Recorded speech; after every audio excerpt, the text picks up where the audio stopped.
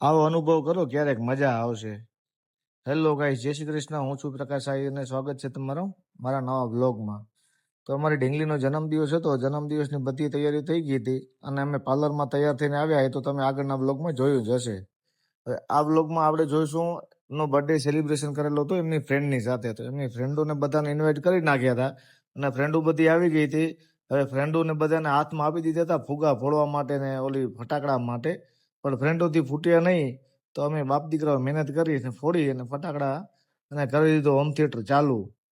તો ડીજેમાં બટાજટી બોલાવી અને છોકરાઓ તો બધા વાહ, છોકરાઓને તો શું મજા આવી ગઈ, એકદમ બાપો બાપો એવી કંઈક વાઇબ આવતી હતી જાણે કોઈને ડીજે પાર્ટીમાં ગયા હોય ને એવી વાઇબ આવતી હતી.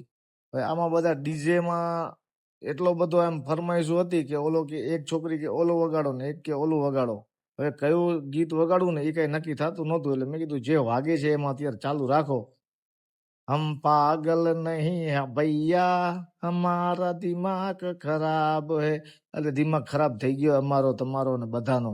કારણ કે વાઇબ જ એવી હતી, વાહ શું વાઇબ છે જન્મદિવસની. અને હવે છોકરાઓ બધા ડાન્સ કરી કરીને બોર થઈ ગયા હતા, એના માટે આપણે એક થોડીક ગેમ રાખી દીધી.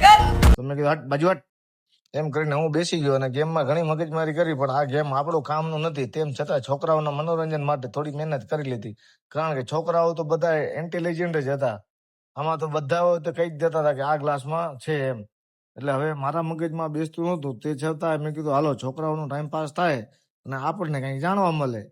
તો અહીંયા ગ્લાસ બ્લાસ ફેરાવીને છોકરાને બતાવી દીધો. તો છોકરાઓ કે અંકલ આમાં જ છે એમ. તો અંકલ ને બોલતી થઈ ગઈ બંધ. અંકલે કીધું મેં હાર ગયા, તુમ જીત ગયે. હવે શું કરવાનું છે? હવે કાંઈ કરવાનું નથી. હવે આ કટિંગ કરવાની છે કેક. તો અમારે બર્થડે ગર્લ આવી ગઈ છે રેડી થઈને. બર્થડે કેક કટ કરી નાખ્યો છે અને બધાને કેક એકબીજાને શેર કરી અને પછી બોલાવી દીધી છે બાકાજીકી. બાકાજીકી છે ની રેવો રેવો કહું તમને, એ પણ કહું શેમની બાકાજીકી બોલાવી છે. બધી એમની ફ્રેન્ડો એકબીજાને કેક ખવડાવી ફ્રેન્ડશિપની એક નવી મિસાલ કાયમ કરી છે. અને આવો બર્થડે મારી ઢીંગલી કહે છે આવતા વર્ષે પણ આપણે આમનાથી પણ સ્પેશિયલ મનાવશું અને મારી બધી ફ્રેન્ડને હું ઇન્વાઇટ કરીશ. મેં કીધું ઓલવેઝ તારી બધી ફ્રેન્ડોને મોસ્ટ વેલકમ, અને અત્યારથી જ આગલા જન્મદિવસનું ઇન્વિટેશન પણ અમે આપી દીધું. તો આ બધી એકબીજાને શું ગિફ્ટ આપી એમની બધી ચર્ચામાં એટલું બધું ટાઈમ લઈ ગયો કે આ 2 કલાકનો વિડીયો મારે તમને 5 મિનિટમાં બતાવવો પડે છે, સમજી લેજો. એટલે એટલી લાંબી પાર્ટી ચાલી હતી. તેમ છતાં પણ છોકરાઓ થાક્યા નહીં કે રમતા રમતા અમારે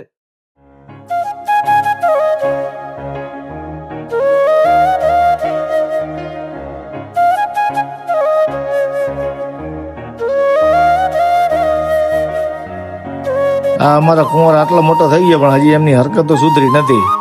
એ પણ બે છોકરાઓ ભેગો નાનો છોકરો થઈને છોકરાઓને મોજ કરાવે છે. અને છોકરાઓ હતા જેટલી મસ્તીમાં કે આપણને પણ એમ થઈ જતું હતું હાલને એકાદો રાઉન્ડ લઈ લઉં હું પણ.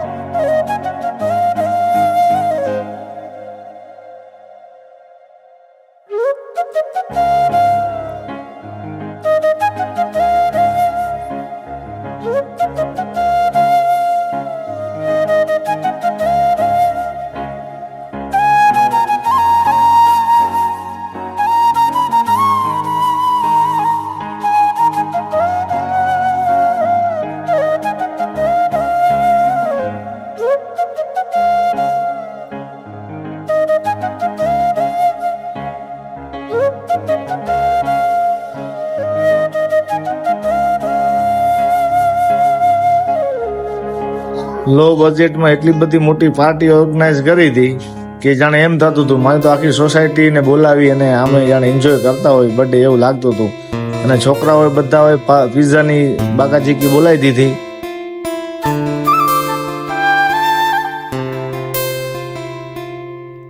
ફેવરિટ જ હોય છે. વિડીયો ગમે તો લાઈક શેર અને સબસ્ક્રાઈબ કરવાનું ભૂલતા નહીં. Tata bye bye.